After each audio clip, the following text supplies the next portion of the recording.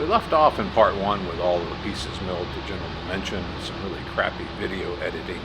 So we'll pick up in part two with some better video editing and getting the shelf stock fitted for glue up.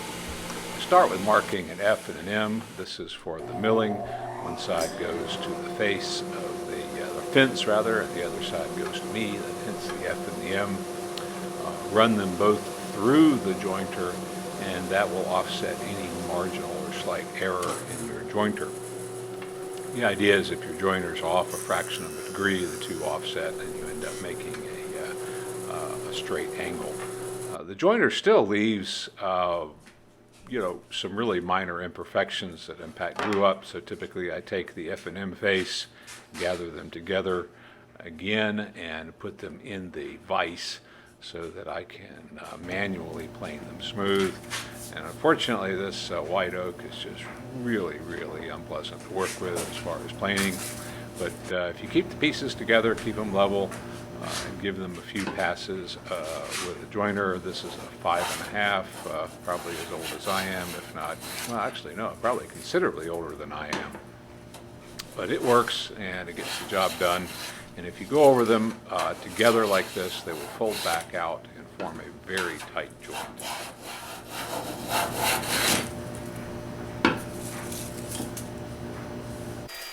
Glue up's pretty uneventful, and I know folks don't like the whole fast forward, watch the angry man work sort of thing, but there's no sense in showing a great deal of this except 3 clamps per shelf, get them laid out, get them glued up.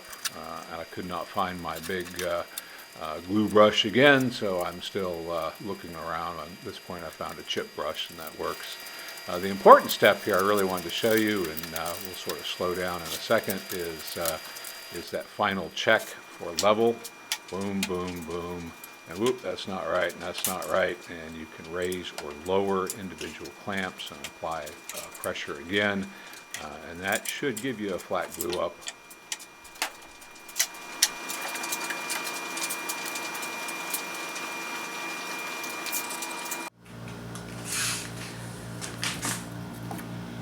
So 2 legs stacked together is 3 1/8, which means for the rails we will then need 3 1/8 or 10 inches minus 3 1/8, and my math says that that is 6 7/8. So we will work our rail stock up to 6 7/8 by 5, but we'll add an inch on each side for a tenon, which will give us 8 7/8. Working the rail stock up is pretty straightforward. We're going to rip it to its desired 5-inch width, and we're generally trying to find the best looking side to salvage, as what's left isn't really going to be useful. Here I'm cutting off a knot and making the best piece I can for the casework. And once we get them all ripped, we will move on to cutting them to appropriate length.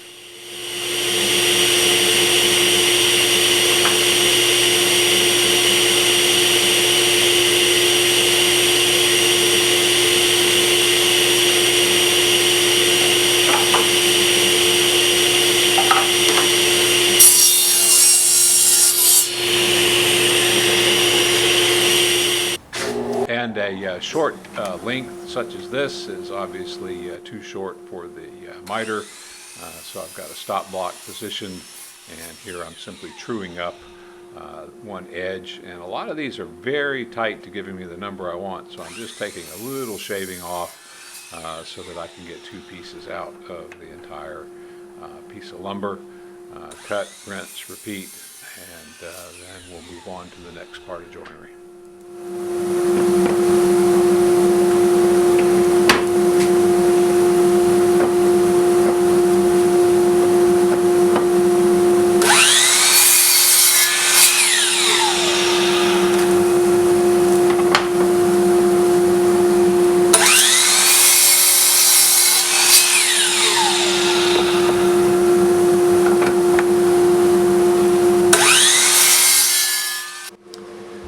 Prior to moving on, this is a good time to go ahead and rip the tops and shelves that we have glued up to final width. The shelves will be ripped out to 10 inches and the top will be ripped to 11 to give us that 1-inch overhang.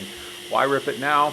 Well, we're going to need those extra pieces to make lattices, those long skinny parts in the sides, and that way we can make good use of the waste and cut off from these parts, and it'll help us economize our use of raw stock.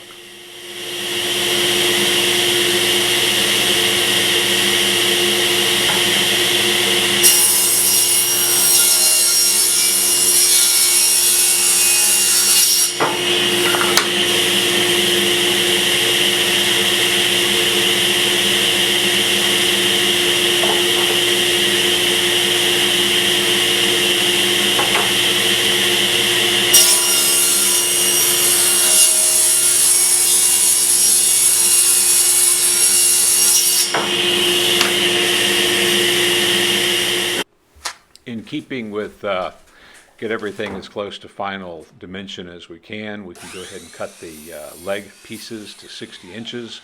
That starts off with a square up cut, and then that square up cut is used to reference a stop block. Unfortunately, my miter table goes conveniently to 59 inches, so I have a small extension position that I can use to cut the legs to length. That way they'll at least all be identical. They may be slightly longer by 16th or 32nd, but they'll at least be all the same.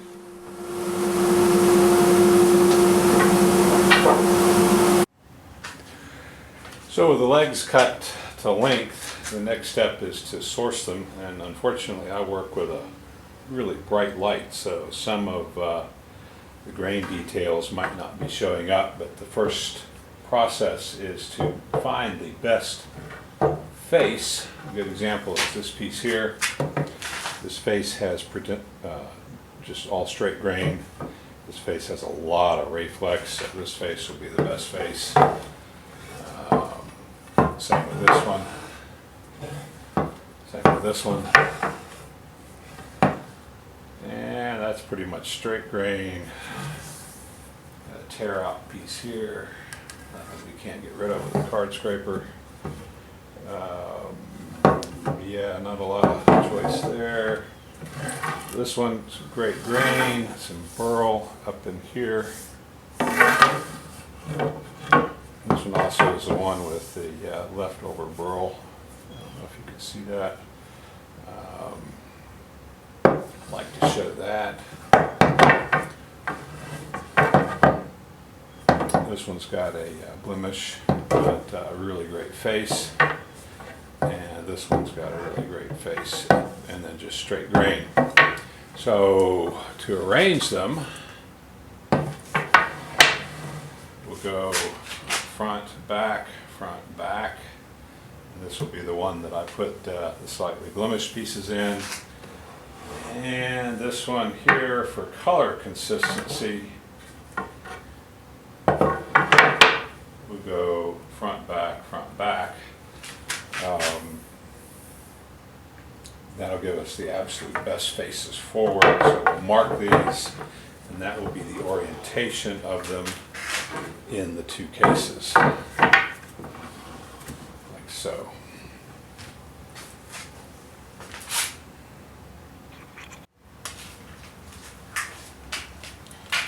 So after the milling, the width of the two legs came out to 3 3/4, and if we're shooting for a 30-inch in case, that means we've got 26 1/4, which will be our in-between measurement, 26 1/4, which means if we want to have a 26 1/4 spacing, the shelves that fit into the 1/4 inch dados will then need to be a 1/2 inch longer, so we'll cut those to a length of 26 3/4. The arch, we will have a show bit of the arch at 26 1/4. The arch will get a 1-inch tenon on each side, so we'll cut those to 28 1/4. If you look at the side, we were shooting for a 10-inch depth. We ended up with 3 1/8. And if we add the length of the rail, we've got 9 3/4, so we're technically short, subtracting the 2 1-inch tenons by 1/8 of an inch from our target dimension, largely because of milling the legs down, which is not a big deal. We'll correct that by taking the tenons, instead of being a full inch, we'll take them down to 15/16. That'll give us more 1/8 inch additional width. So with those final measurements, we can go ahead and mill up the rest of the stock. So after Sasquatch does math, I'm not as fast as I used to be. The next process is we want to get the tops and the shelf stock milled down to a common thickness, and also take out the slight imperfections from the glue line. What I did is I scraped all the glue joints so that the hard glue wouldn't go through the planer, and ran them through and took just a very slight pass on both sides until they were all perfectly clean.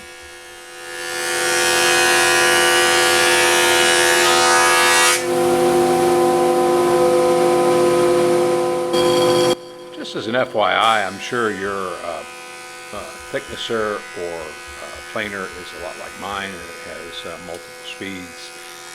Mine stays 24/7 in the slow speed. I never really need to speed up. I'm more interested in finish quality than I am in how fast I can process the stock. I don't know about you. If you're different, leave a comment, but pretty much run mine as slow as it'll go.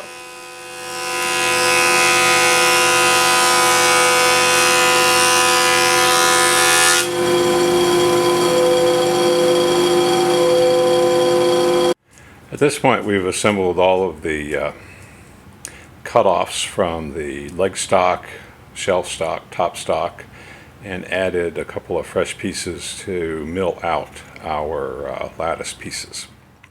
I positively hate ripping out such narrow pieces, but I use a really great mag switch featherboard, which keeps me safe, but it does slow down things a little bit. It does not reduce burning. In a lot of ways it increases it because of the speed you go through, but it makes it a lot safer to rip these small pieces, that and a good push stick. But rip to get a big stack of stock that's size whatever the rail thickness ended up to be, so it'll line up.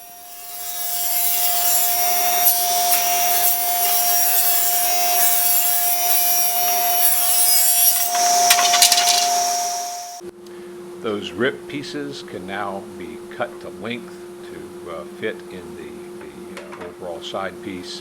And here we are squaring up one end, and it gives you an example of the burn mark. I think you just caught it in the frame there. Square up one end, cut it to length, and we're targeting our overall dimension plus 2 inches. That gives us a 1-inch tenon on each side. Now, since they all came from different parts of the project, they were top stock, shelf stock, leg stock, basically cut off pieces from all of this. They can all be slightly different dimensions. So here I am gang processing them through the planer or thicknesser, depending on what side of the pond you live on. Put them through, lower it, rotate them all so that you catch the other side. Put them through again. Get them all exactly square and exactly the same size.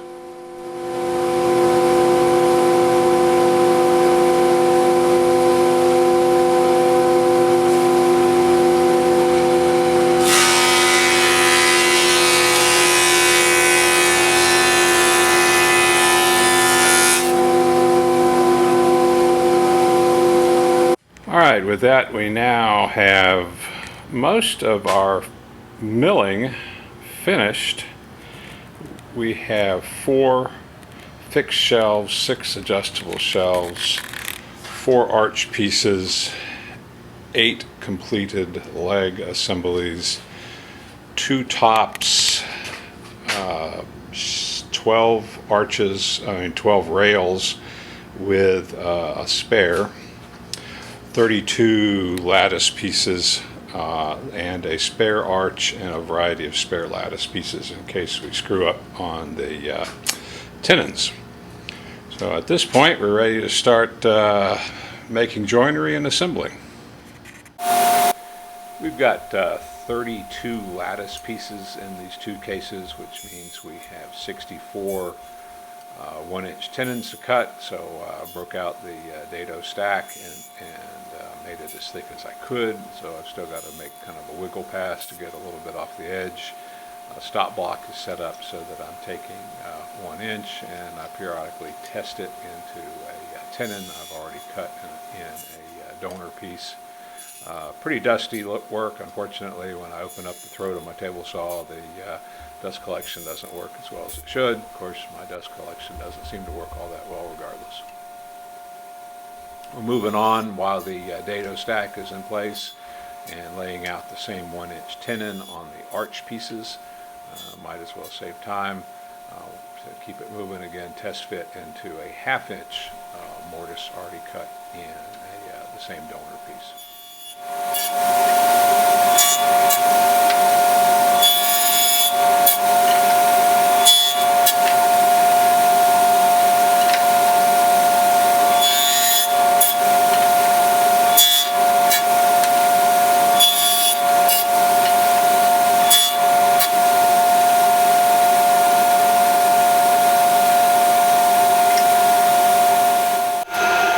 So now we can do some of the fun joinery, and though I absolutely positively despise my benchtop mortiser, it can do amazing work if treated fairly, kindly, and slowly.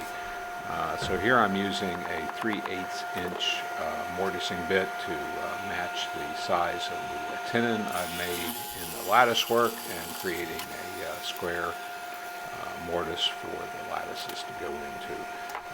The bench top, as you can see, really lacks any real work holding features, but try as you might, struggle and persevere, you can make it work.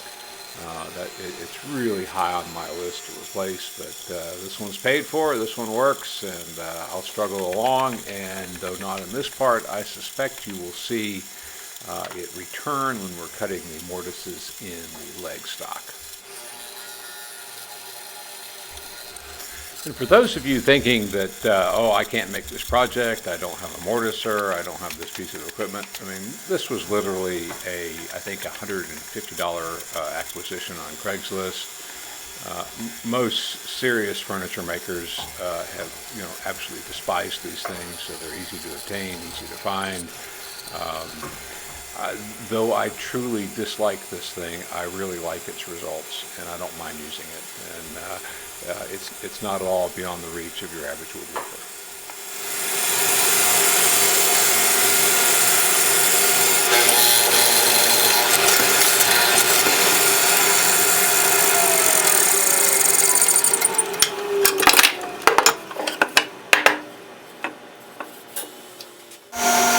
So having cut the mortises while the rail stock is still square and whole, we can go ahead and move on to cutting the tenons on the ends. My dado stack was really not doing me well this go round. I don't know if I need to get it sharpened or simply replace it, but it was doing some minor chip out, which I'll correct. But for this go round, I'm going to go ahead and cut the shoulder cuts with a table saw, and then go ahead and clean out the rest of the tenon with the dado stack.